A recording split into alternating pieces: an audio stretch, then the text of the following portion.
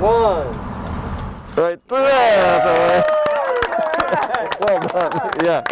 I actually have been a stay-at-home mom for over 23 years, almost 24 years, doing all of this type of stuff in a volunteer capacity within PTAs, my kids' schools, and all of this type of stuff is what I would do in the basement or in the garage or really all over the house.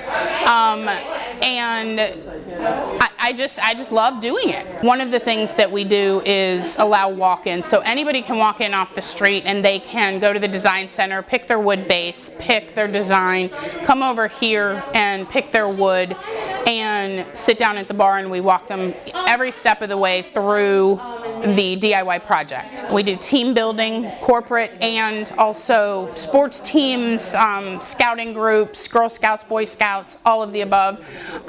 We also do bachelorette parties, bridal showers, baby showers. It's a very unique way to bring your tribe together and do something different together. We've had lots of businesses open and do new things, but on the day when we first had to talk about places closing down, to be here celebrating with these guys on the opening of this new business, couldn't be better. We just want to be back in Tucker. We love what they've done to the downtown area. It's fantastic. It's very cute, and we like the vibe that it draws in.